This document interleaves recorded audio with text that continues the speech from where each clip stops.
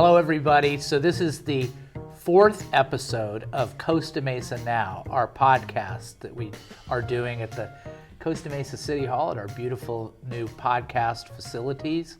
And I'm really happy to be joined today by Manuel Chavez. Manuel Chavez is the council member for the great District 4. So we're going to learn a bit about Manuel, we're going to learn about District 4, and our guest today is Dr. Wesley Smith. Dr. Wesley Smith was hired in, I think it was September, but started in October of 2021, and he's the superintendent of our Newport-Mesa School District. We're very happy to have him here at City Hall. We're going to talk to him today about his background and his impressions of the district and things that he's doing and things that are happening in the district. So it's going to be a fun podcast, and let's start it off by me turning to Manuel and learning a little bit more about him. So Manuel Chavez, what I say about him is he is the most lovable council member in the history of Costa Mesa, and Wes, no one has ever disputed that. So I'm going to change it to he's the undisputed most lovable council member in the history of Costa Mesa. And so we're really happy to have you here as the co-host today. So we have all these districts now. You're in District 4. Let's start by just kind of setting the scene. I mean, where's District 4? Yeah. And tell about your district. And the other thing I want you to talk about is your connection to the district, because of all the council members, I think Manuel is rooted in his district more than any of the other council members, in addition to being, as I said, the most lovable council member. So talk about your district and your background in it. Of course. Well, hello, everyone. Nice to see you all hearing us today. I'm Manuel Chavez. I represent the great heart of Costa Mesa in District 4. In a nutshell, the district is south of the golf course, east of Harbor, west of Placentia, and north of 17th Street, with a few little caveats and divots. That's really my home where I grew up. So when I was growing up and attending our great schools here in Costa Mesa, my mom had boundaries for me. She said, hey, you can go anywhere you want in Costa Mesa as long as you're within these 4 streets: Placentia, Harbor, 19th Street, and the golf course. So that was my little stomping ground for a couple years of my life. So I feel really attached to my district for that reason. A lot of the things that I saw growing up that we could address, we kind of have been addressing. But the important thing about me and my district is that we have 2 great schools, 2 great public schools in my district, Pomona Elementary and Ray Elementary School. 2 schools that I both attended, and 2 schools that my family has ties to, because my mom used to be the noon duty at Pomona for the breakfast, and my stepdad, Alfredo, is still the custodian at Ray Elementary School. So for me, not only am I part of my district, but I've been shaped a lot in part by the teachers and community in those 2 schools in my district. And so you went Ray, and then Pomona, and then where'd you go to middle school? Yeah, so actually it's a little reverse. So okay. Back in the day, Pomona was kinder through 3rd, so I was there after Head Start. So Head Start first, then Pomona, and then Ray Elementary School was half the kids from Pomona and half the kids from Whittier. So I was there from 4th to 6th. After that, I went to T-Winkle Middle School for 2 years, and then I went to Estancia. That's great. See, so a real product of the district. Yeah, well, and that's what you hear a lot of people talk about.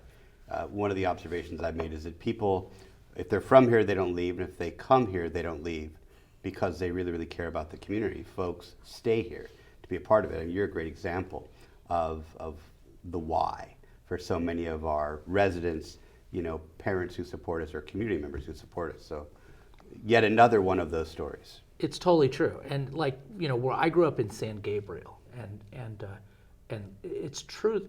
I think as I'm looking back, Lauren Gameros, he grew up to a bit in Costa Mesa, of course Arliss, obviously, but a lot of us are, moved here and grew up other places. And where I grew up in San Gabriel, there are very few people that grew up there that made their home there long term.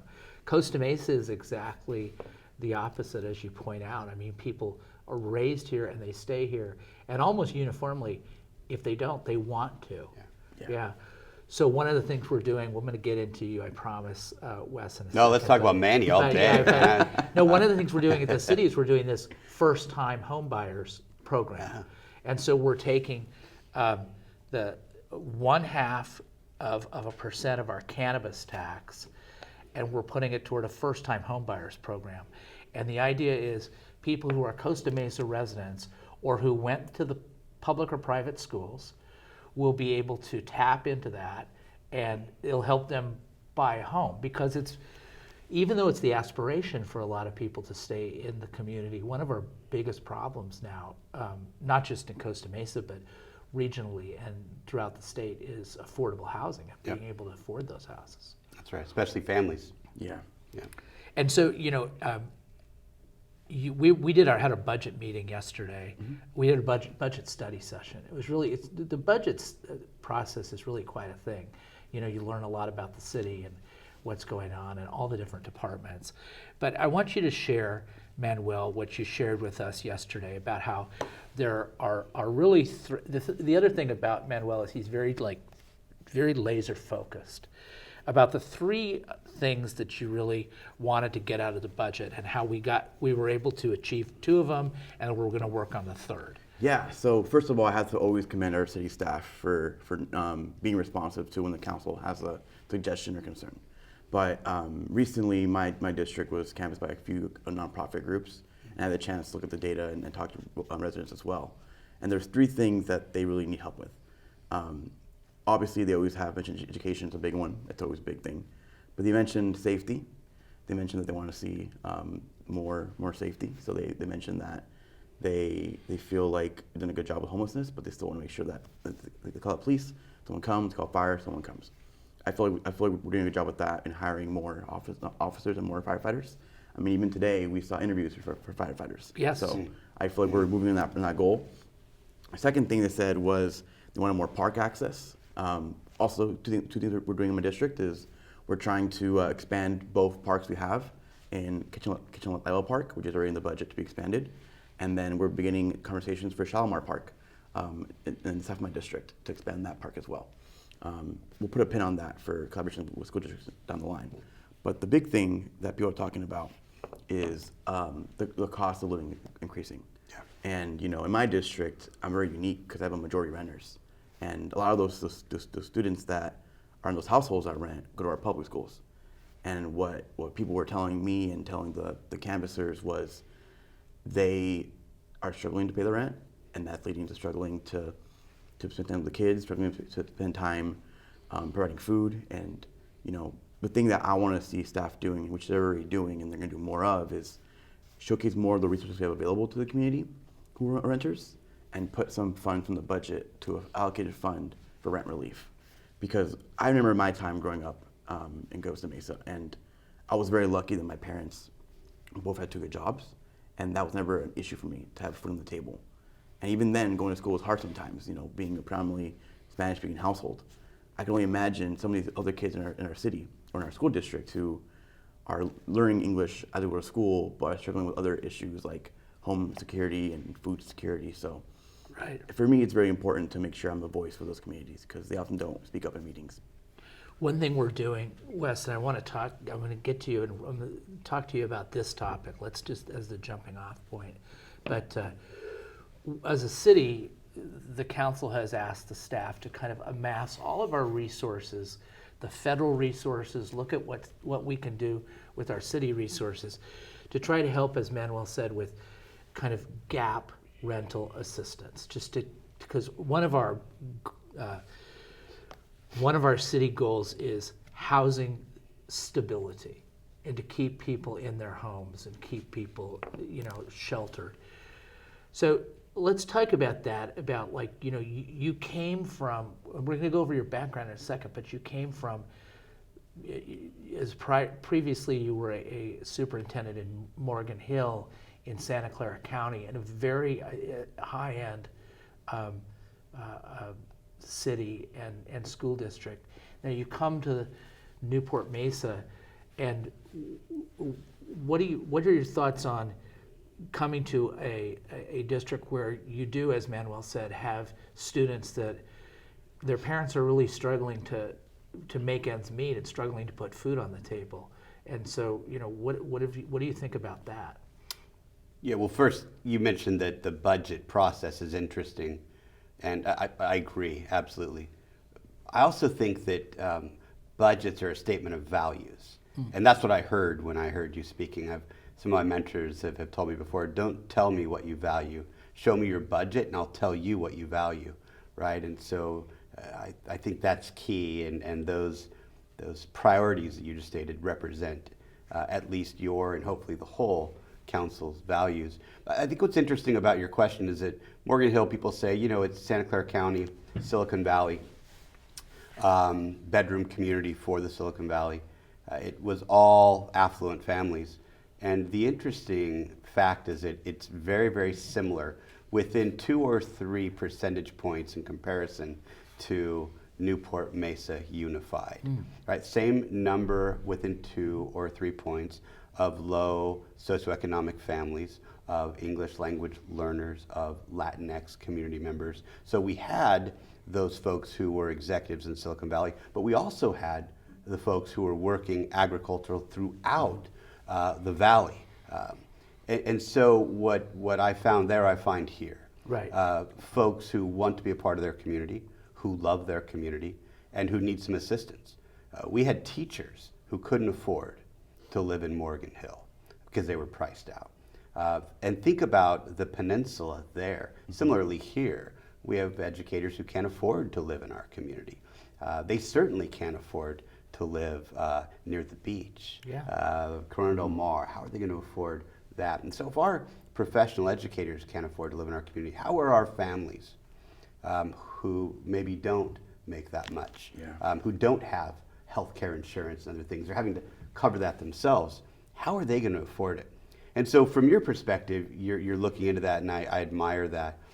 It's something I've worked on at the state level for years.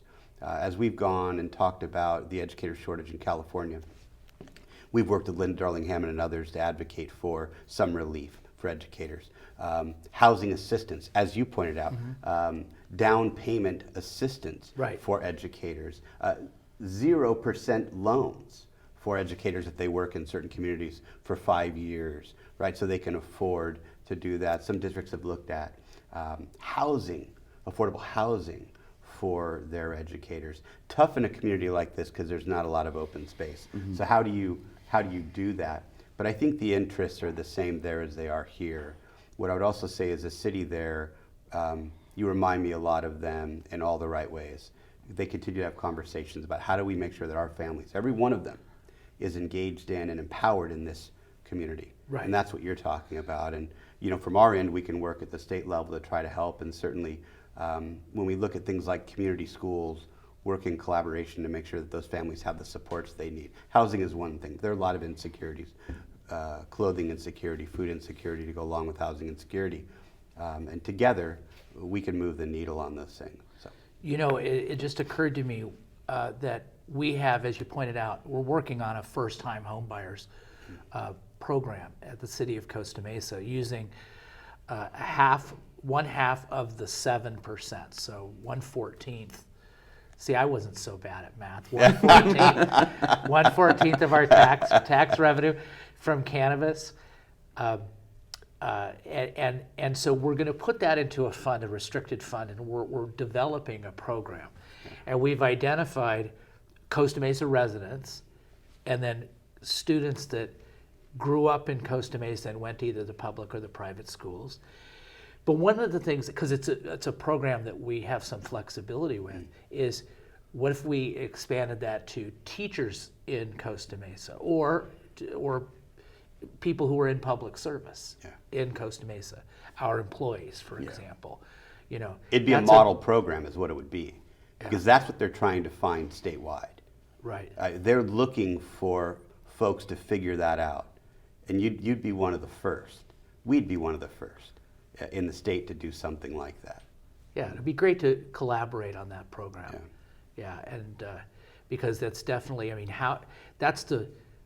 think the most difficult nut to crack in the social problems that we need to address in government, both at the state level and at the district level and at the city level, is the rent's just too high. That's right. Yeah. It's too expensive to buy a house. We're pricing families out of California. They're literally having to leave the state and end their relationships, their history, because they can't afford to be here. I mean, this is a destination location. I don't mean Orange County, I mean Costa Mesa. Yeah. It's a destination location. As such, it's hard to stay here. Yeah. So I really just appreciate your efforts to make sure that those folks that want to stay here have that opportunity. Well, it's just a different world too. We were talking in the lobby just earlier this morning about how when I moved to Costa Mesa, I bought a house at age 28, and then we had our child. In 91, we moved into our house, and we had our first child in 92, and he's 30 now, and it's just unfathomable to think that a 28-year-old is going to buy a house in Mesa Del Mar now. And so we're not going to get back. But I mean, that was not ancient history. I mean, that was 30 years ago. Right. And we may not be able to get back to that level of affordability, but we need to do better for sure. Sure. It's that starfish analogy, right? Where the beach full of starfish and the little girl's throwing one at a time back in. Someone comes by and says, you can't save every starfish. And she says, that's right, but I just saved that one, right? So what can we do? We can't be paralyzed by what we can't do.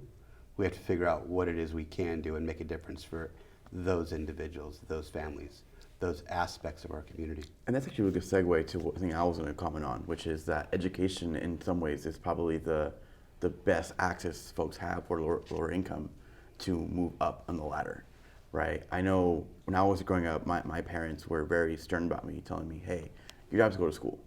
Your job isn't to focus on on parties, your job isn't to focus on work, your job is to go to school.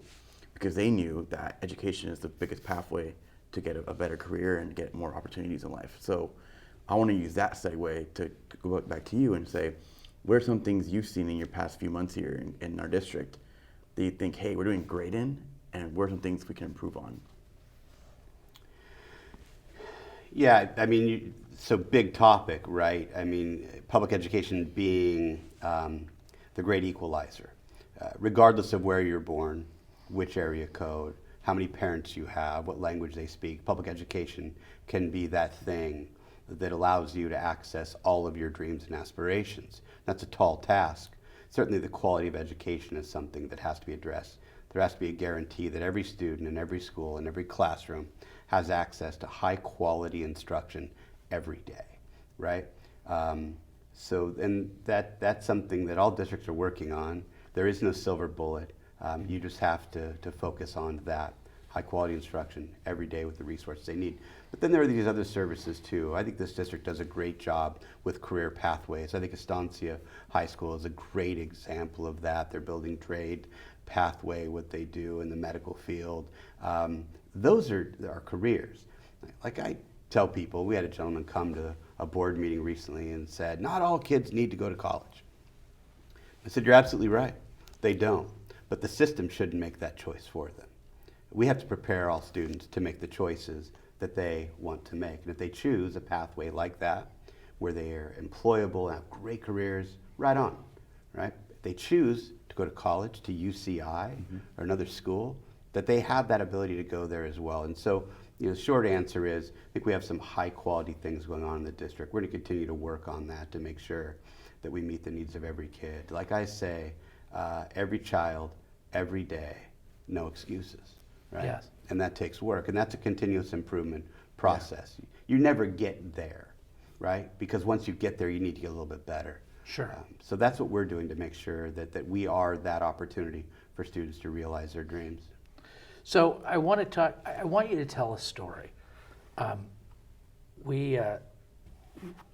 Wes and I were recently at a lunch for, what was that for? I can't Leadership remember. Costa Mesa? Costa Mesa Leadership. Yeah. Yeah. And we both got a chance to speak. And Wes talked about his background and what got him into education. And it's a very interesting and powerful story. We might touch some of your background as well, but tell the story about how you wanted to be a doctor and then how things changed for you in terms of what your aspirations were. Sure. Before I do, I have to say, at that event, and I was nervous coming in here because, we've got a UCI grad. I wasn't smart enough to get in there. I was only smart enough to pay for my kid to go there, right, who's third-year med school student now. And so, there's that. And I heard you speak at that event, and I said at that event, I'll say it again here for anyone watching, you were the most articulate, approachable mayor I'd ever seen. I've seen a lot of mayors speak. You were a natural up there at the mic. It doesn't surprise me at all that when you gave the eulogy, they said it was the best they'd ever heard. My mom's eulogy. Yeah, you have a gift, for this. For me, my story was different. I didn't stay in the same community, didn't have my dad around. My mom, for most of my life, raised me by herself. And out of necessity, we moved around a lot. Mm-hmm. I never attended the same school district, grades consecutively, until 8th grade. Wow. And one year I moved around 4 times, 4 different schools in 1 year. So I didn't care about school. I didn't do my work. I didn't believe in myself. And I had given up. But in each of these places, there was somebody who wouldn't give up on me. Mr. Moore, my teacher in 4th grade in Woodland, had guinea pigs, and he let me come in and feed him at lunch. And he would try to help me, and he would give me some of his food at lunch because he saw that I didn't have food and I couldn't afford school lunch. And then when my mom pulled us out, because she had to that year, he gave me one of the guinea pigs and said, I want you to have this to remember me. People like that just cared and cared more than I cared about myself. So I had a history of people caring about me in public education. I really wanted to be a quarterback in the NFL, truth be told, but there isn't much of a market for a 5'5" slow guy with a pedestrian arm. And so that wasn't approachable. But because people had cared about me in the classroom, and I had started to do well in high school, I could go to college. And I went to college and said, I want to be a doctor. I want to help people. I want to save lives. I want to make a difference. My grandmother said, where much is given, much is expected, and you've been given a lot. Make a difference in the world. And I thought being a doctor would do that. So I was doing my medical studies, and 4 years in, getting ready for my MCAT, I was volunteering and scribing at an emergency room, and 2 young men came in on different days, and they had attempted to take their lives.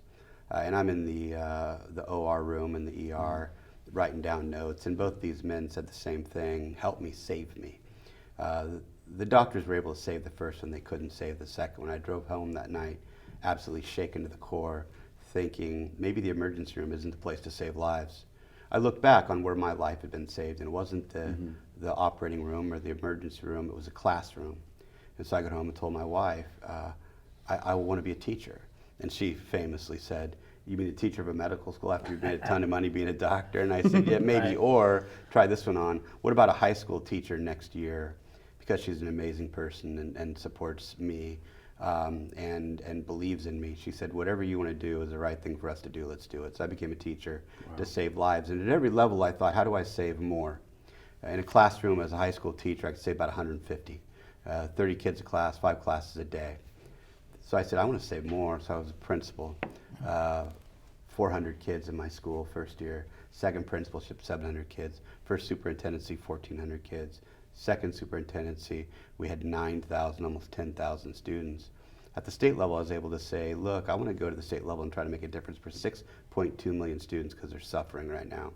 So for 8 years, I tried that. But what I saw was a lot of folks fighting this fight right now during the pandemic, the good fight for students, for their well-being and outcomes, and they were struggling. And I thought, how dare I, with the experience I have, with the tools I have, sit on the sideline and encourage them. It's time to get back into the game. Mm-hmm. In this community, because of the similarity to Morgan Hill and the passion I have for meeting the diverse needs of diverse communities, and because I'd always wanted to be here, we said it's time to get back into the game, and here's the place to do that. And I was blessed that they chose me, because they could have chosen lots of other folks. So honored and blessed to be here. But that's my why.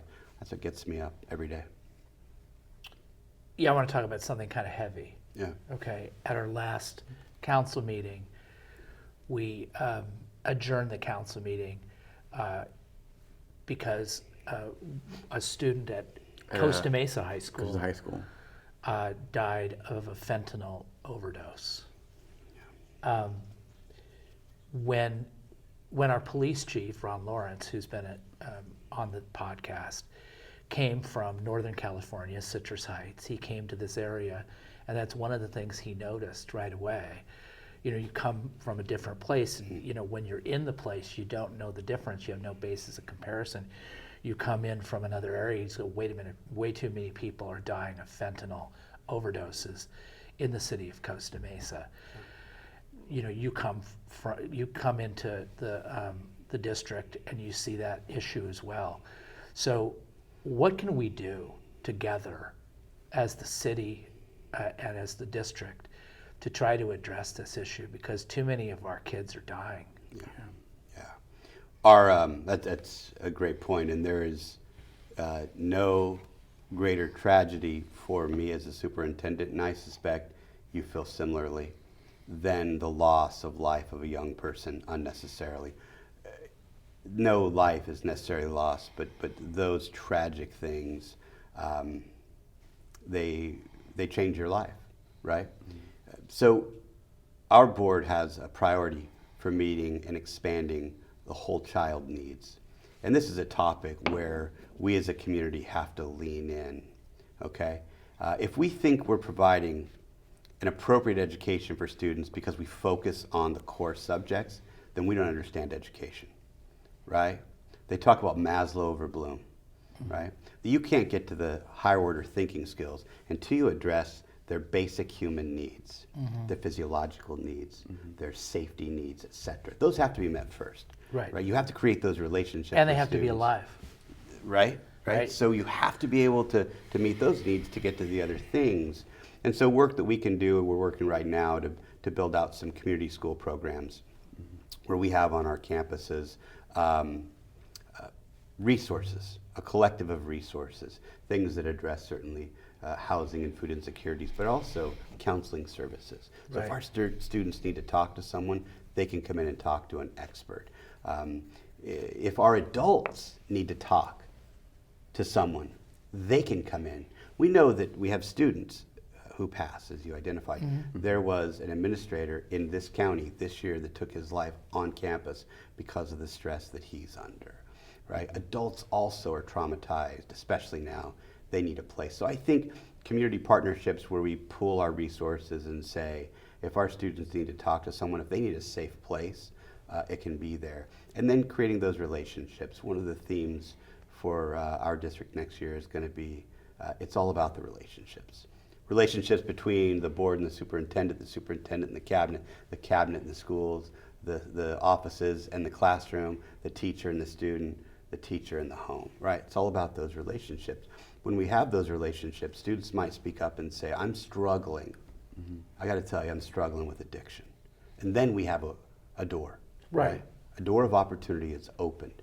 Without those relationships, we don't have enough of those. So I think, again, working together on things like the community school model, but other things, whatever we can do to promote these positive relationships and wraparound supports for our students. There's this great quote: kids don't know, or rather, kids don't care what you know till they know that you care. Right? So how do we let these students know that, and you're important, right? We care about you, and as such, we're going to provide what you need. And it's probably more than just English, math, science. Right? You're going to need something else, and we're there for that as well. And together, you know, we can make some inroads. And I got to tell you, the police department here, the force in Costa Mesa, awesome. I'm in constant communication with your chief. He's an amazing leader. He's a great guy. He's a great communicator. He'll reach out and say, Wes, I just want you to know something's up. Let me know if you need help. Just last week we had something we needed to work on together. Late in the afternoon we were going back and forth. Hey, how do we want to do this? And let's make sure that whatever we do doesn't get in your way. Let's work together. That doesn't happen in every community, but it's happening here. So I just wanted to compliment you and your team. Well, I mean, you know, we hired, as a council, we hired Lori Ann Harrison, who I know you have a relationship with as well. And then she the way it works is we don't hire the police chief. The council does it. The city manager does. And she made a really, I think, fine choice there because you mentioned at a recent meeting how our police chief doesn't have a defensive bone in his body. I mean, he just, whatever information he gets, he just takes it in and says, okay, can we be improving? How can we help? And whatever. Yeah. And so he is great. Jim. It's I find, and in public service, but also in my job as a lawyer, I find like the greatest gift that you can give to somebody is to reveal your pain to them and your vulnerability and give them an opportunity to help you. And that's kind of what you're talking about. Right. Like I don't want to hear about how great the city is doing. I don't want to hear the compliments necessarily. I want to hear the pain so we can address that pain and make the city better. But in this day and age with Instagram and not as much kids aren't on Facebook. I guess TikTok. All the people are on Facebook. That's dead. Instagram, TikTok, everybody's Facebook's for pickleball. Yeah, exactly. That's who follow the pickleball leads. Yeah, they're not on TikTok. Everybody's having a great time. It seems like everybody's living their best life.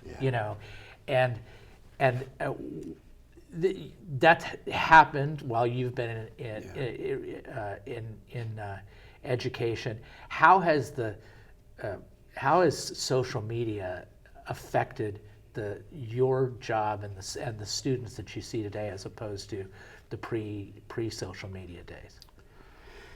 Yeah, let's start with some of the positive that now students are connected globally. They can learn from other students across the globe, right? By definition. Right. That's a powerful thing to learn about culture and art and all these amazing things that they could only see in a book before or see on a static web page, if you will. So it's connecting folks, social groups. Things are changing these days. In-person social groups aren't as popular as they once were because we can do them virtually now and not travel and not be on the 405 for an hour to go 5 miles to attend a meeting. Yeah. So there are benefits, but there are also challenges. They have access to information instantaneously, but is that information credible? Right? So they're seeing information and struggling to identify what is true, what is accurate. We live in a hyper-politicized world right now. So often their lens, right, is skewed by the bias of their families. So they struggle even more then to identify what is accurate, because what is accurate is sometimes being determined by what's on the TV channel, right? Who is the pundit speaking to that accuracy, which makes it a challenge. And then I think the thing that is a real struggle that's different now, two things. One is comparison. Yes. Students are comparing themselves to people that are in, Tahiti on a vacation and lodging over the water, and they're thinking, I've never been to the beach. Yes. Right? What's wrong with me? Or the people that have these glam shots and they're saying, I don't have those clothes, I can't afford to do my hair like that. So they suffer with this comparison, and that's problematic. It's also a challenge that they're never disconnected. It's a 24/7 tether to stress and distress. Yes. Right? They don't shut it off.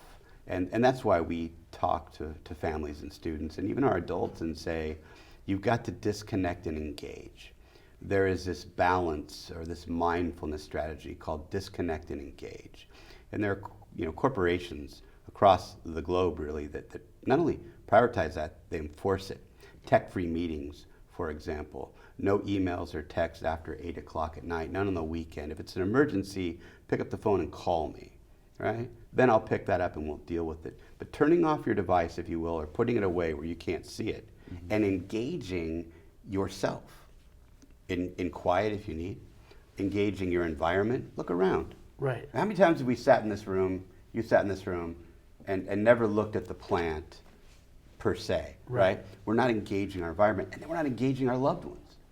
You see families these days, they're sitting in a room, there's a TV on, everyone has a device, no one's looking at one another, and if someone brings something up, people will respond to that person, but you say, what did they ask you? I don't remember. Yeah. But you answered, right? Because we've been taught now, we've been trained by these devices to pretend to engage, but to meaningfully disconnect and engage. And I think, any effort that we can do community-wide to promote that. I mean, I tease about pickleball. Activities like that as a family, getting out, doing something without technology is huge. Pickleball's great. It is amazing. It's coming to Costa Mesa. We're going to put a pickleball court at Tanager Park.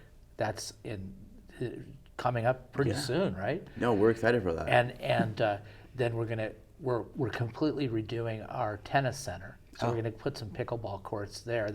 That's over at Tewinkle Park area. Right off of Junipero.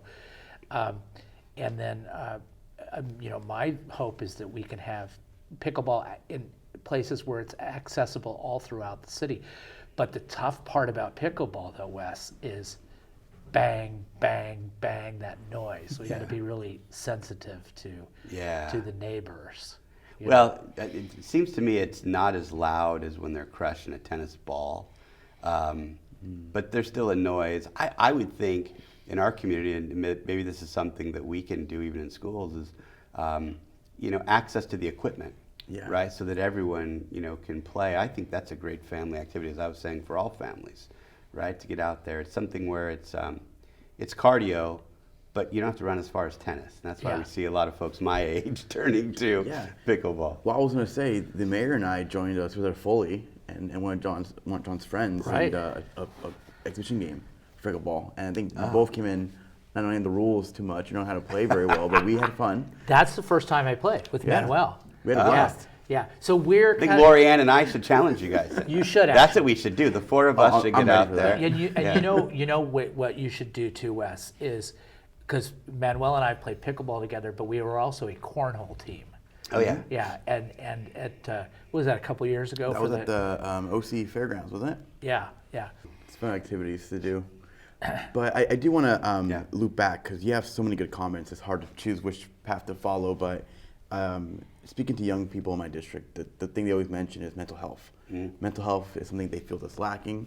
I know I toured Costa High School with you and the principal and Superintendent Foley about a month ago, and we toured the wellness center at the high school. Can you please elaborate for the public, like what you're doing in the district with those centers and what the goal is? Yeah.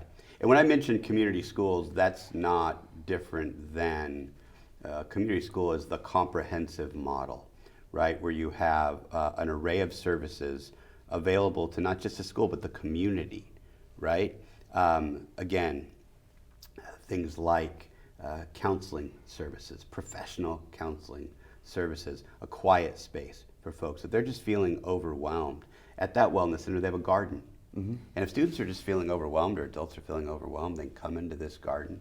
Things do a little bit of work, right? A lot of us do that intuitively, right? Things are on our minds. We want to use our hands. We just want to go be quiet and do something. But then again, there are also multiple counselors there, provided by Project Hope Alliance and then some other staff, right? A community ally there. We intend to have wellness centers at every one of our campuses. That's the vision. Every campus to have that location where students can access mental health services. We also have an array of mental health services on top of that, right? Where we don't have wellness centers and where we do. Counselors at every elementary school now. We have a half-time counselor at every single elementary school. That's been unheard of in the districts that I've been in before. They might have one or two counselors, and they certainly can't serve all the schools on a daily basis. So the district, we understand that's important. That's why our board so insightfully said, hey, we've got to prioritize whole child supports, mental health being one of those things. But there are a lot of these insecurities that folks have. Housing is one of them. I heard a story when I was visiting the Melinda Hoag Center that they had a family there they were caring for. And the person said to me, you realize this is not a socioeconomic thing or a race thing, a language thing. It's just a thing, right? This woman and her family, the husband decided that he liked someone else more and left and froze them out of all their accounts. They have nothing. but the clothes on their back, changed the locks to the door, Wow. and they showed up here. Yeah. Now, this is a person that just didn't have access to anything. Yeah. And so this center is trying to find, housing and food and jobs and school support, all of that. And I think that's the model for all of us, right? Where we have needs in our community, we work together to meet those needs. And there are lots of examples like that. But So you just reminded me and triggered me with the Melinda Hogue Center. So we have a group in Costa Mesa. It's called the Costa Mesa Early Childhood Coalition. And we've passed a resolution at the City Council to support the group. There's some folks from the district that are there that are on that. Arliss Reynolds and I have been involved in the early stages. So talk about the importance of early childhood education, 0 to 5, kindergarten readiness. And I mean, you've been around education for so long. I'd love it if people that listen to this podcast can get your perspective on the importance of that phase of a child's life and what they can do to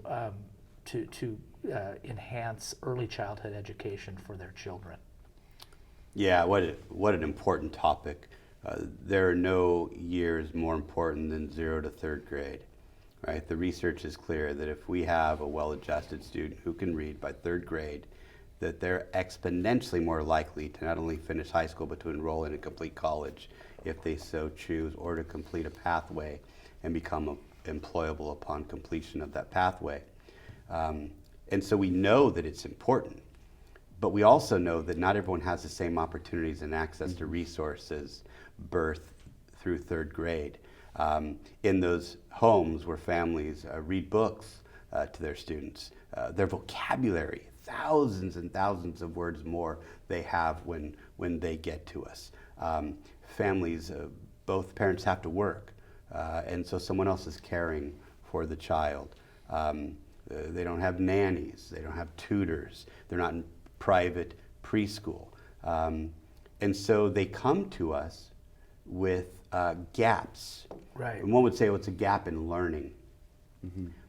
It's really a gap in access and opportunity, because both students, right, are just as capable, just as smart, right? Someone's not smarter because they live in a different area code, because they have 2 parents that went to college and they can afford a tutor, right?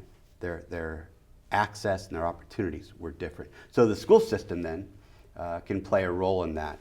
The state's been working hard for the last several years to prioritize early childhood education. This governor, whether people like him or his politics or not the point of bringing it up. The point is that this is an area of focus for his administration, and they've invested money in that. Now we have universal TK, which is early kinder, right? It's almost like preschool for all of their different programs, but just so people can kind of understand what we're talking about, to get them sooner so that they're prepared by kinder, they're prepared for first, and all students, right? Universal. The challenge for us is that the state looks at a community-funded district like us and says, you don't need our help. And so they've really set up this inequitable system where they're going to fund everybody in the state for this universal TK, except for districts like ours. So we've been working with some advocacy firms.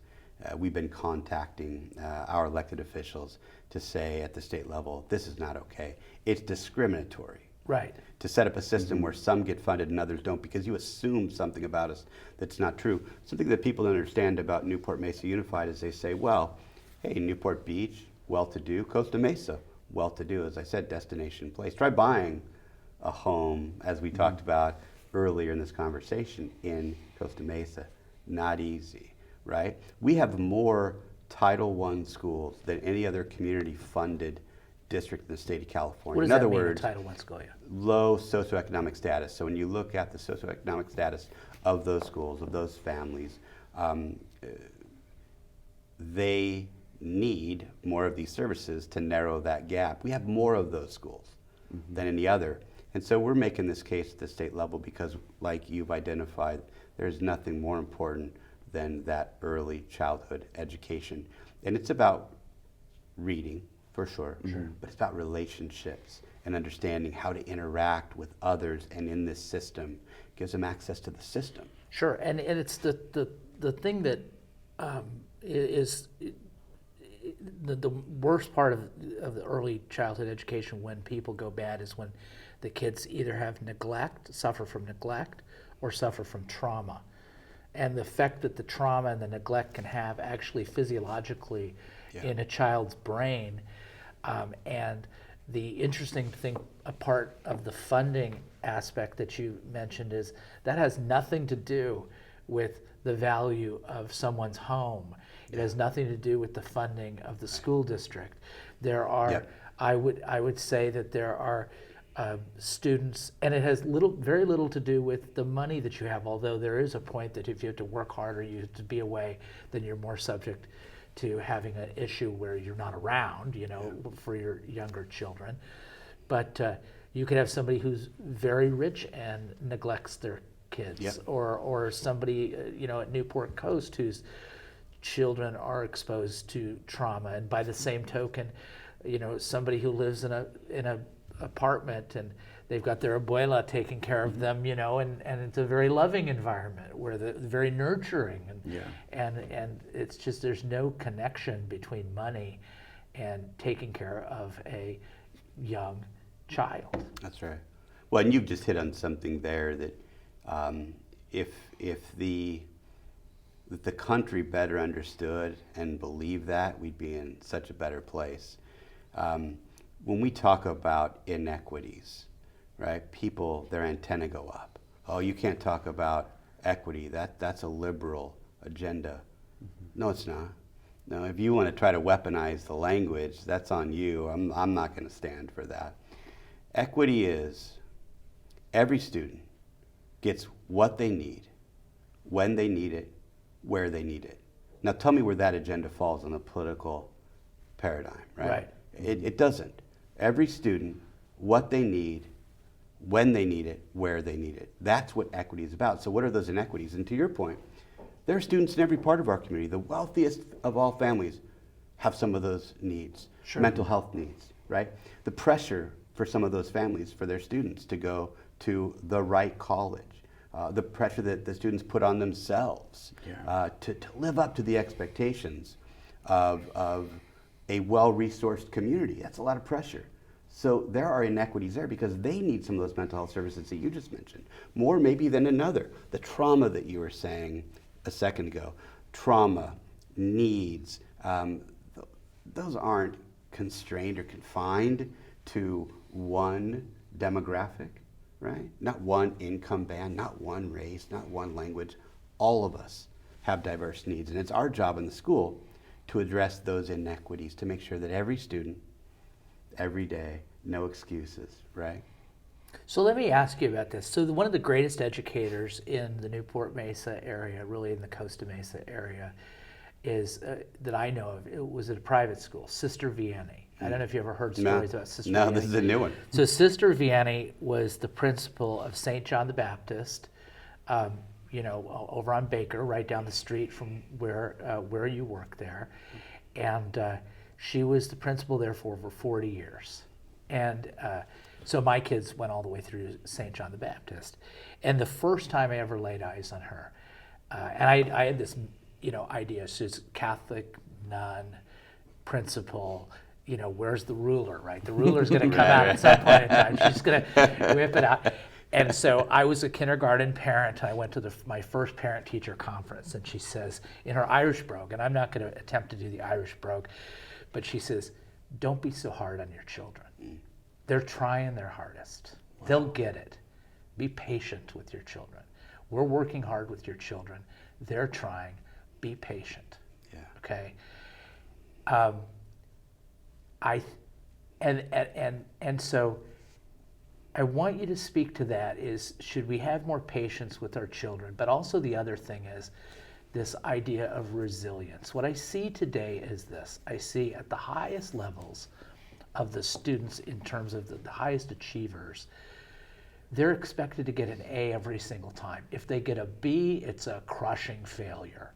Okay, so how do we teach our children to be patient with learning, and also to understand that anything worth doing is worth failing at it first, and then getting better over time?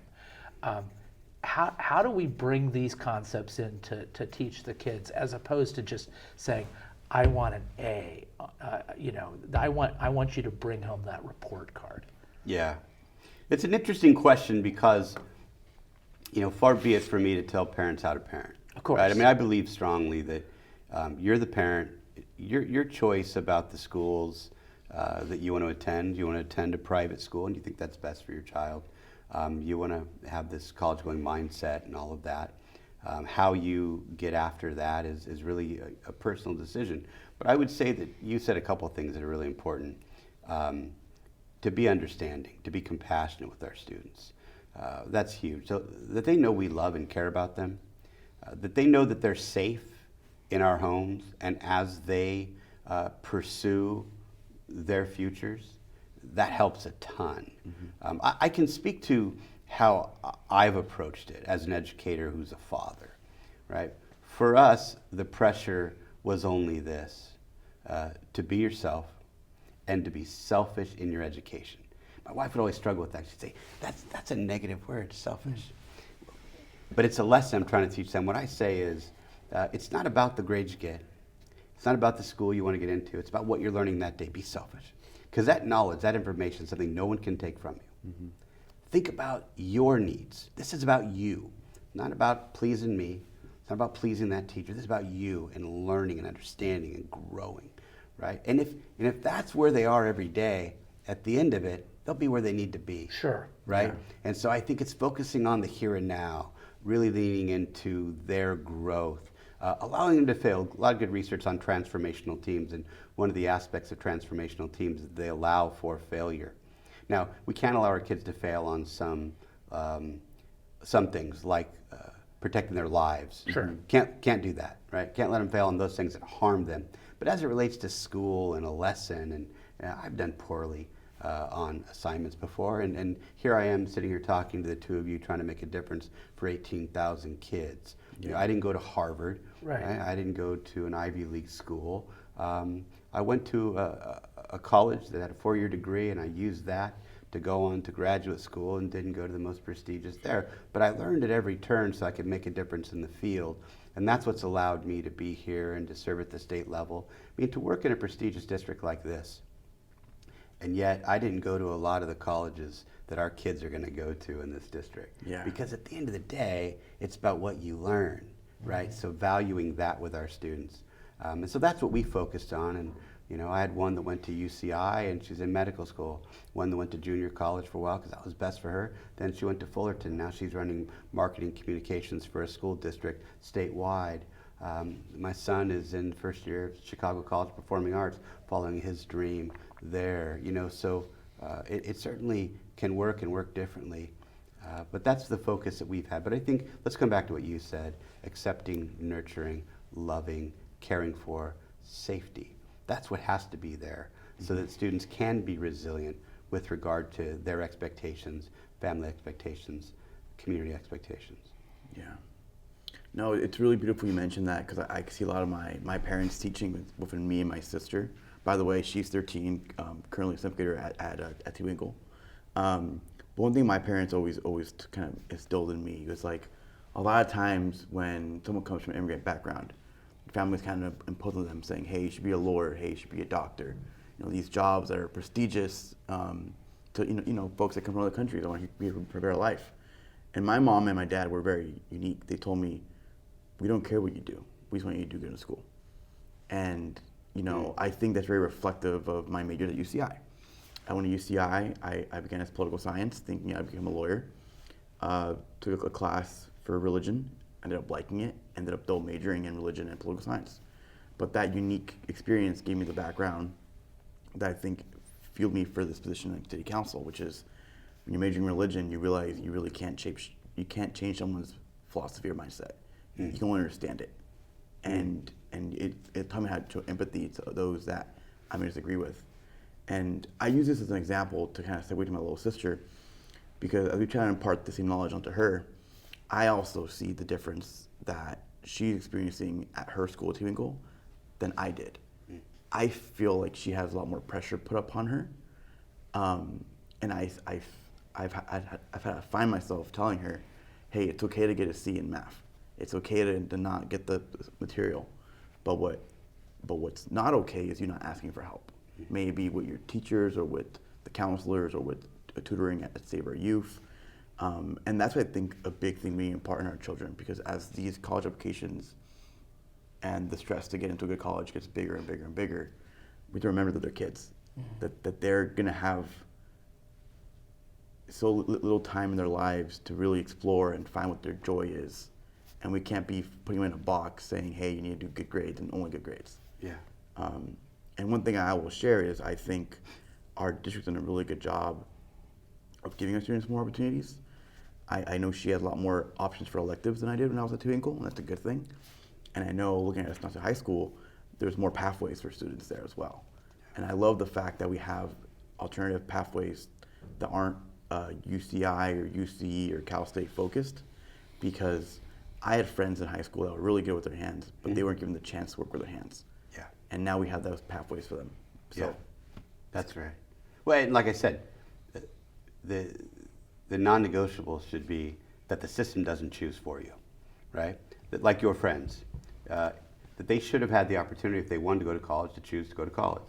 But if they wanted a pathway, they should be able to choose that as well, right? Because they're both important and both viable and both necessary in our system. But students should have choice, and that's what the system has to provide. And then I think, like you said, Estancia and throughout the district, I mean, this is a priority for the board about making sure that students have multiple pathways to realize their dreams, because their dreams are theirs, not ours. System shouldn't be choosing the dreams for them. So we spent a lot of time. There's a couple things I think people would be interested in hearing about, because they're obviously like super topical. I mean, Yeah. And it's like if we didn't cover these, we'd be kicking ourselves. You mentioned football. I got to tell this funny story. You mentioned football earlier, and you were a quarterback, and so the first time I ever even saw your name, and this is a tie-in to our last podcast, we had Mario Morovic here he owns the Wild Goose in different other places. Yeah. You ever been to the Wild Goose? I have been there. Okay. Yeah, yeah. So I'm sitting with my wife at And Playa Mesa, right he next owns door? Playa Mesa, right? and also Yeah. the Country Club. Okay. So he sat in that chair right where you're at right now last week. So anyway, so I'm sitting with Amy, and we were watching the very first game of the last football season. It was the Tampa Bay Buccaneers against the Cowboys on September 9th, and we're just sitting around, and I should be talking to my wife, but instead I was kind of flipping through the phone, as we said, and I say, oh my gosh, we've got a new superintendent. September 9th is when the thing dropped. So while we're at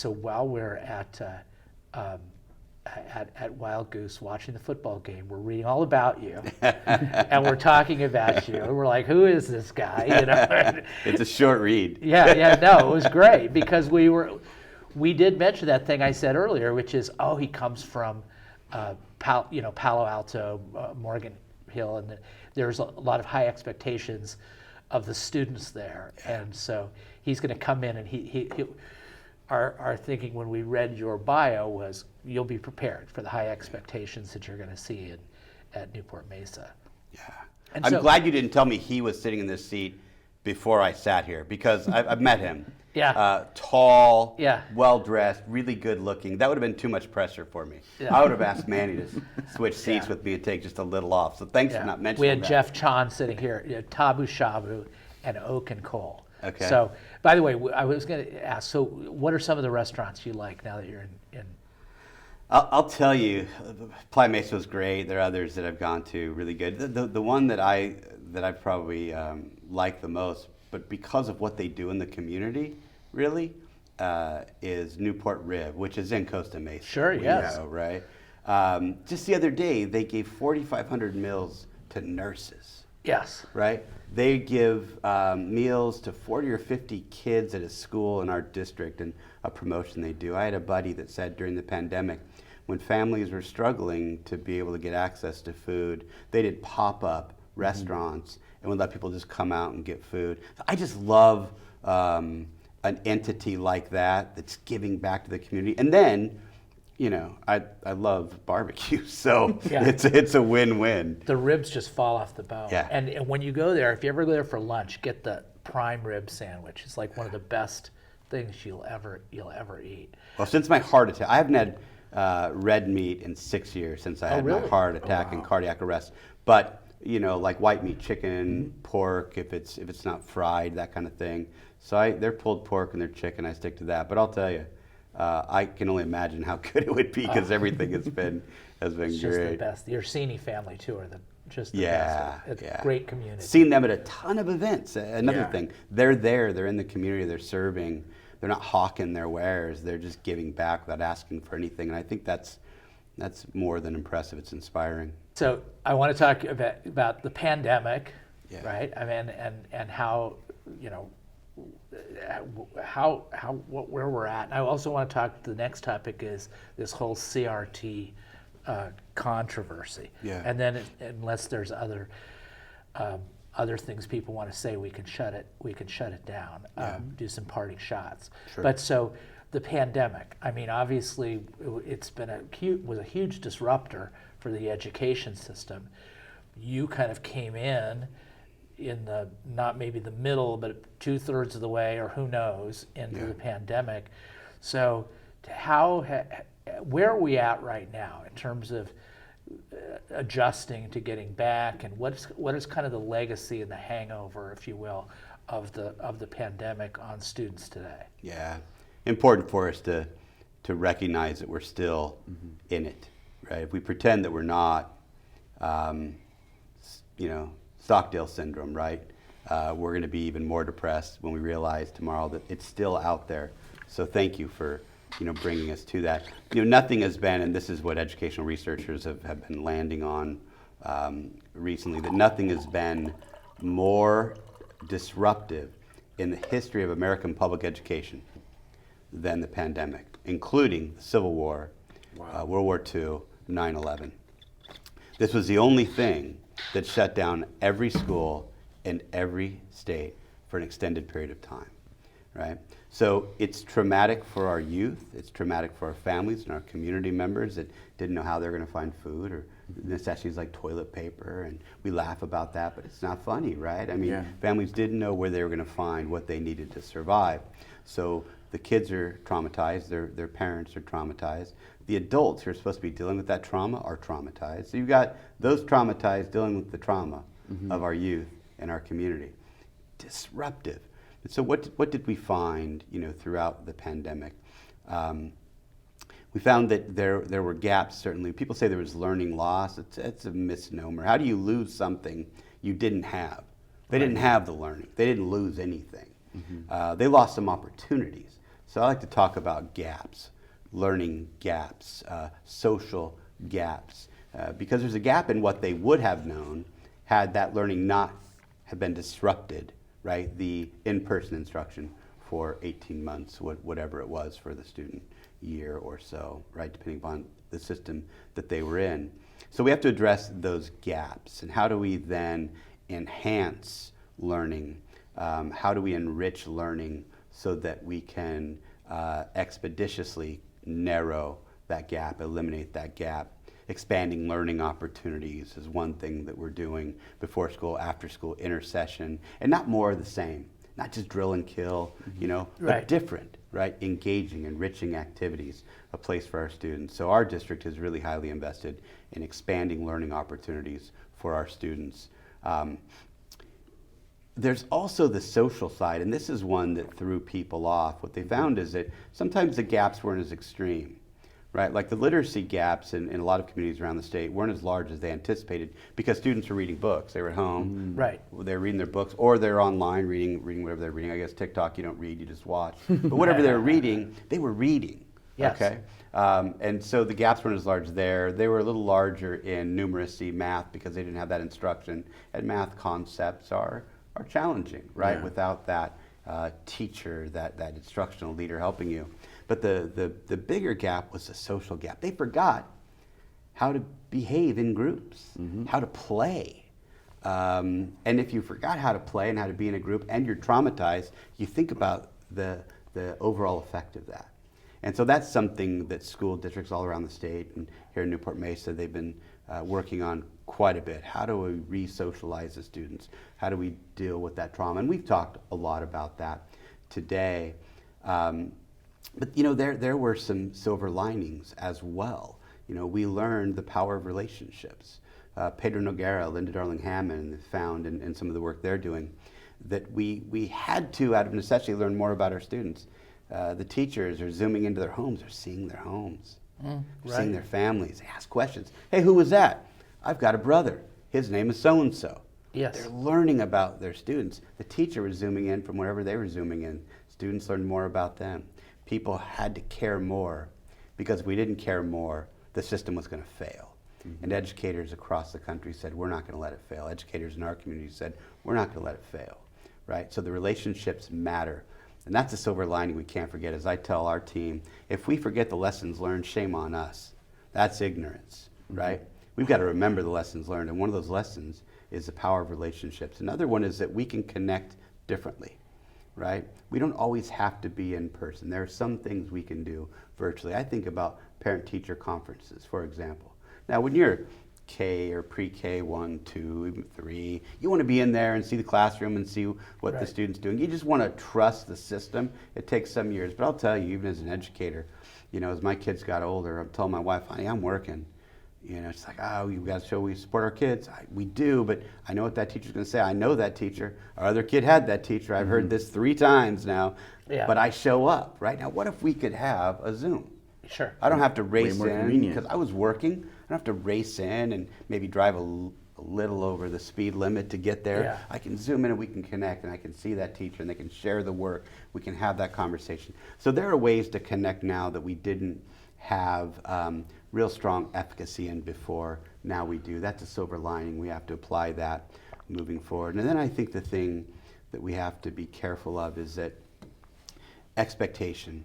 You know, that Stockdale paradox, right? From, I think Jim Collins in Good to Great talked about that, where if we expect to get out tomorrow and we don't get out tomorrow, that's bad. But it was okay, I didn't get out today, but I'm gonna get out by Thanksgiving, and then I'm gonna get out by Christmas. And those were the soldiers who were prisoners of war who took their own lives. Right. Right? If you didn't put that expectation, you just said, hey, I'm gonna survive this hour. Sure. Right? And then the next hour. And then you look back and say, hey, I did that, right? Sure. That those people survived. And so how does that relate? Well, you know, a year ago when we came out of coming back to school, we had the hybrid. We came back in that hybrid. And we said, you know, the next school year, it looks like we're going to start in person. Everything is going to be back to normal. We're going to wear masks because that's the mandate, right? And you know what's interesting is that people then embrace that. They're like, hey, if I can put a mask on my student and send him to school, they were more than happy to do that. They would have put 2 masks on their students to get them back to in-person instruction, right? Right. And they felt like it's going to be back to normal. And then this year came, and we saw a lot of the same kinds of threats. The winter surge. Yeah. Right. Our board had a goal that you've heard them speak to. We're going to keep our classrooms open every day, all year. That's our focus. And it got close during the winter surge because students were ill, staff members were testing positive and ill, substitutes were testing positive and ill. To keep every classroom open was near impossible, but we did it. We only had to combine 2 PE classes once. Wow. Otherwise, we kept every classroom open. Administrators, support staff, people went into the classrooms, we kept them open. But that, I think, really shook people because they were like, doggone it, I thought this year is going to be different, right? And it's not. So I think this year is harder on folks than the last year because they expected otherwise, and it didn't happen. So I think we've got to be careful now, and we've got to say we are where we are. And where we are right now is a good place. And we don't know what's going to happen next, as much as some people would like to say, well, let's just make some proclamations about what's next. We don't know. Let's focus on where we are. Let's focus on high quality instruction every day whole child supports, meeting the needs of every student. Let's just do that every day, and let's not worry about next year, because I think we have to be careful that we don't set ourselves up for saying, you know, we're not wearing masks now, so everything is better. It is better, but is everything, and will it always be? So I think that's the thing we have to guard against now, our own expectations. Let's just be present. Yeah. You mentioned CRT. Yes, of course. Yeah. I was going to bring that up. And you know, it's funny because people are talking about this so much, and Yeah. and CRT, for people who don't know, it stands for critical race theory. Yeah. And my understanding of it is critical race theory is basically just either an upper division college or law school curriculum that doesn't really touch primary or secondary education, but it still has. You talk about things being politicized. It seems like it has been politicized, and that is something that's hitting school board meetings more certainly than we don't hear much of it at the city council. So how lucky? Yeah, I know. so what's from the Newport-Mesa perspective? Let's talk about it. What type of like community feedback or heat have you gotten, and what's true and false about CRT? Yeah, no, and you know, it's an important question. It's not an easy one because of how passionately some people feel about it, and you know, how biased they are about the information they receive. And what I mean by that is this: you know, you say CRT is a controversy. It's not an educational controversy because we don't do it. It's a political controversy, right? It's been politicized. Critical race theory was, of course, taught in law school, and it was looking at systemic racism and the impact of systemic racism on policy and law. That's where this whole thing comes from. That is never taught. Any of those elements of CRT that I just mentioned, those aren't taught in our schools. None of our teachers are trained in CRT. Critical race theory is not in any of our textbooks. It's not in any of our state standards, nor will it be. To your point, you hit the nail on the head. It is a law school, a higher ed course where they investigate that. That's not what we do. And the challenge is that people won't agree to that definition, right? Because they're told, and I've heard activists say this, I've seen it in documents, you don't have to define critical race theory, that's not your burden. Just say that anything you don't like is critical race theory. Yes. Well, that becomes a problem. It's hard to have a productive conversation for the betterment of our system and our students if your definition is anything I don't like is critical race theory, because it's going to stop you from doing the work. I mentioned equity a while back. That's one where people say, oh, equity, that's critical race theory. No, I've got to disagree. The word equity precedes critical race theory by many, many years. It was a Republican president that said, in No Child Left Behind, this system is to address the inequities in public education. And we've identified that inequities aren't based on race, critical race theory. They're based on needs that students have. All students have them. Our wealthiest students have them. Our Caucasian students have them. All students have needs. The inequities then are how we meet their diverse needs, right? But people want to take that word and say it means this. We've talked a lot today about social emotional learning, whole child supports. There are those folks that would say, social emotional learning is critical race theory. I'd scratch my head again and say, I can't agree to that definition. Whole child support is a true education. Maslow over Bloom is something that people have talked about for years and years and years. Again, that precedes critical race theory. I would suggest that if your system is not educating the whole child, it's not educating the child at all. If all you're focusing on are the academics, that's not a quality education, right? And I'm talking about all students, right? And so folks want to take these words and say, I don't agree with this for whatever my personal reasons or my political reasons, and try to stop us doing the work. And our board and our staff, we're solid on this. We're not going to let those red herring arguments get in the way of us serving the diverse needs of every student in our district, all 18,000. Right? There was a recent op-ed that somehow linked critical race theory to what we're doing in the Newport-Mesa School District that kind of stemmed from, it was before your time, but not before our time, stemmed from this party for Newport Harbor students where they had a swastika in red Solo cup swastika. I'm sure you're very familiar with that. Yeah.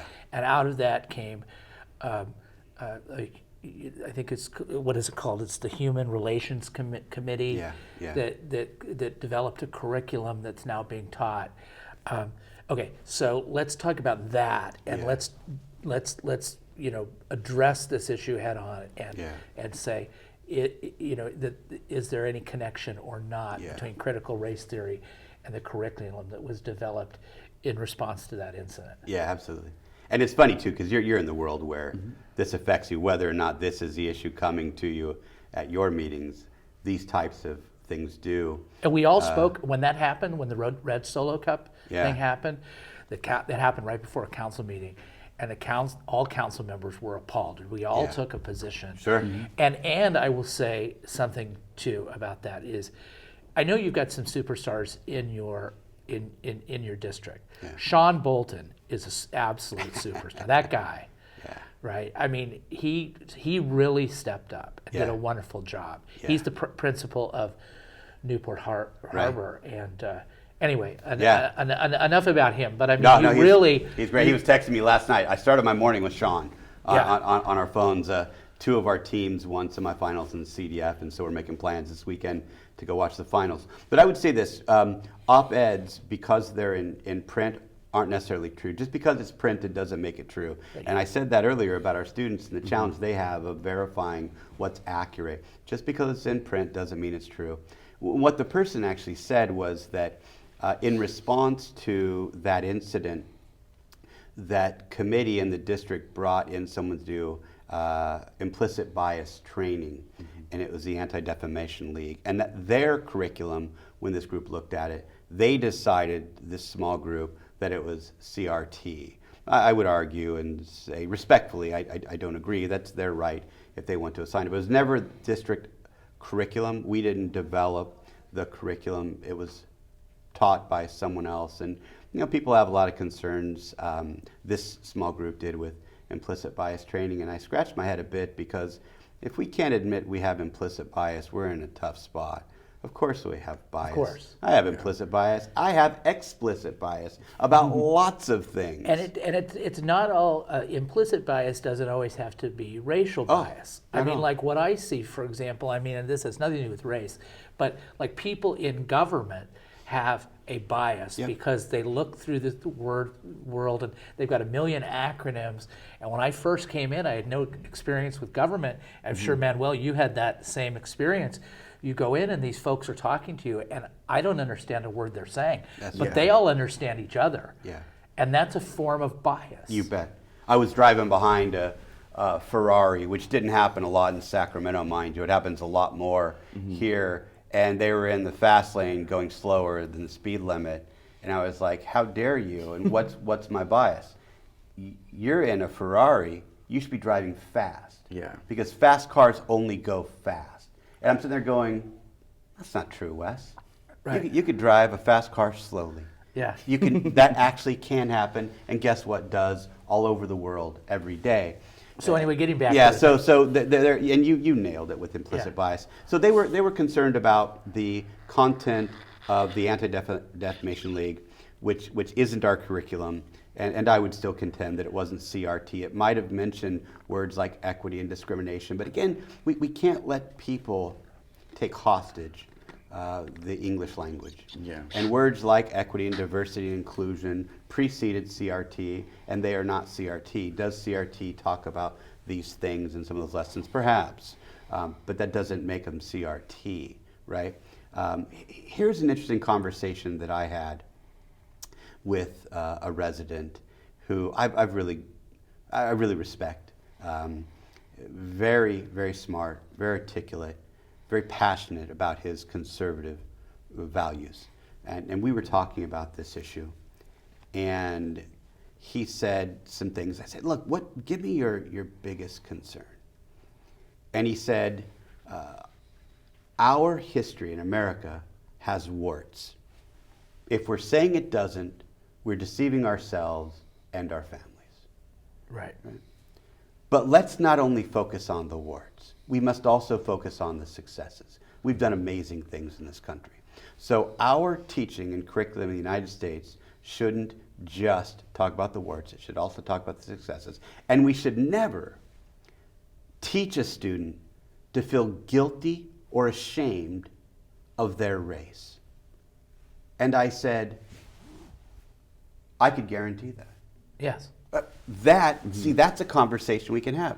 We can guarantee that in this district, we're going to have a curriculum that is representative and accurate. It's a curriculum of mirrors and windows. In other words, with the windows, we're able to see the experience of others. We're able to see how other people navigated this great history in which we're involved, right? Because it's still ongoing. Sure. We can see how others responded, their experiences, their struggles, their successes, right? We also see ourselves reflected in that history. Our history is a diverse history, right? That is its power. And so our curriculum will be accurate. It will be full of mirrors and windows, right? And it will not teach students to feel guilty or ashamed of who they are, what they look like, where they came from, what party they're affiliated with. Never. Right? And if people like this individual could listen to that and say, okay, I can live with that, we'd be in a great place. The challenge is, as we said a minute ago, some folks want to take certain words and say, these words are CRT. And it just could get in the way of meeting the diverse needs of 18,000 students, but it's my job not to let it. So we'll continue to have the dialogue and have conversations about it. And I would tell you and all your listeners that what I just said is true. That's what we're going to do, meet the needs of all students. It's going to be a representative and accurate curriculum, and we're not going to teach kids that they should be ashamed or guilty about who they are ever. So. Well, that's good. Yeah. Thank you for addressing that. That's great. So soon our podcast will be history, and because we need to wrap it up. Yeah. But Manuel, do you have any final thoughts or any questions for Wes? Just one final question. You know, a lot of parents may have concerns going to our public schools in Costa Mesa. What is something you would tell those parents who are deciding what path to put their kids on? Well, I said this a minute ago. This is what I would say. It's your call as a parent. I respect your right to choose the system for your students. Our job, though, in the Newport-Mesa Unified School District is to have the highest quality education system available to all of our residents and students, right?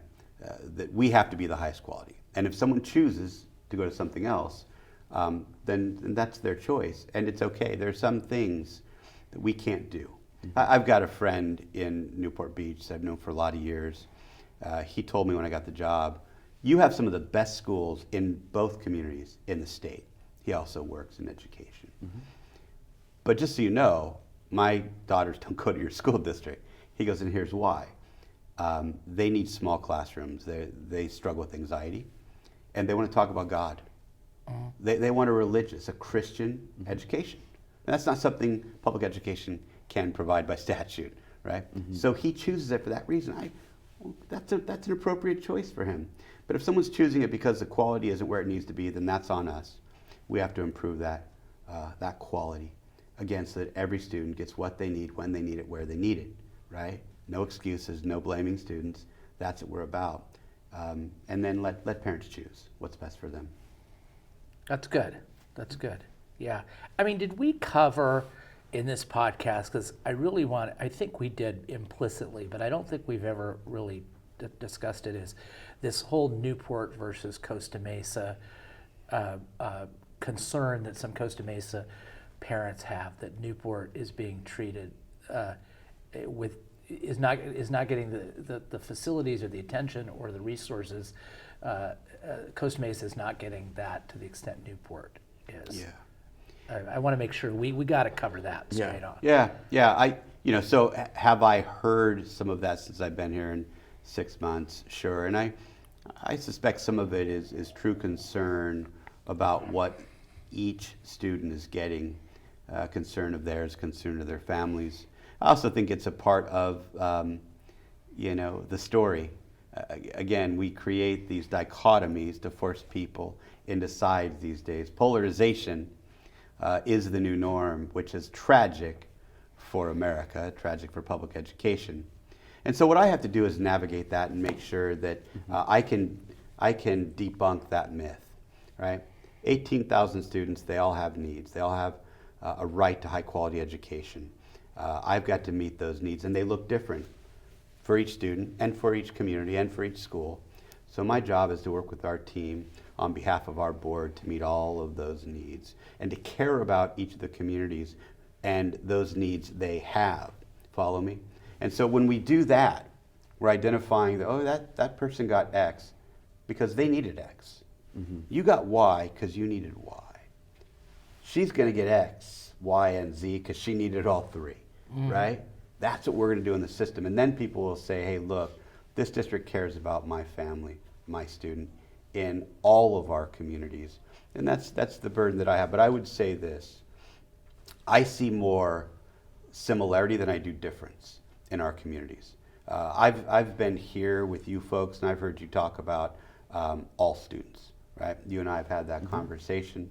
We talk about Newport Harbor. It's a school with both. Right. Right? And they feel included, and they have great leadership. They've got great teachers, right? That's what it's about. See, Newport Harbor is really what we're about, right? Both coming together and serving. I see people in those meetings in Newport Beach saying, we really care about all students. What can we do to help all students? Is there something our foundation can do to help a school that doesn't have as much? That's come up multiple times this year. So what I'm seeing, the evidence I'm seeing is we're more similar than we are different. And I'll tell you, when people ask me, why do you love being where you are? Because I see students that are amazing. I see staff that care deeply and want to be here, right? Classified certificated leadership. And then I see communities with people that are more than just words, they're actions, saying we care about our students, we care about public education, we value it, and we're going to support it. And we don't care which community we're going to support it. That's what I see more than the other. Mm-hmm. But for the other, I have to continue to make sure that we're meeting the needs of all students. We do that, this won't be a conversation anyone will have. That's good. Well, I just want to say, Wes, this is, so I mentioned Lorianne Farrell Harrison, and when the city council hired Lorianne, I do believe that was the most important and consequential vote that we ever took, and I'm very pleased, like extremely pleased, 3 years later. And I just want to say thank you to the school board, the trustees of the Newport-Mesa School Board for hiring you.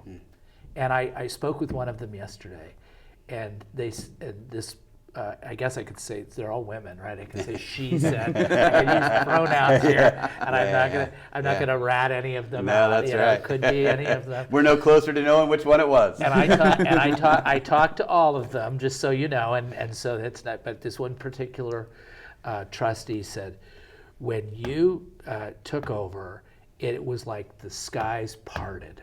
It's like there's sun again at Newport-Mesa Unified School District. So you should know that that's the feedback you're getting, and I'm really glad that you've been here. And so I hope you've enjoyed it. And I know that the people are going to really like this, I think, to hear from you. So thank you very much. You have any parting shots? Really don't. Thank you for being here. Okay, ladies and gentlemen, that closes out our 4th volume of Costa Mesa Now. Thank you, Dr. Wesley Smith. Thank you, Council Member Manuel Chavez of District 4, the most lovable council member in the history of Costa Mesa. And I hope you enjoy what we've done here. My name is Mayor John Stevens, and I hope that you see us again, too, for our 5th volume of Costa Mesa Now.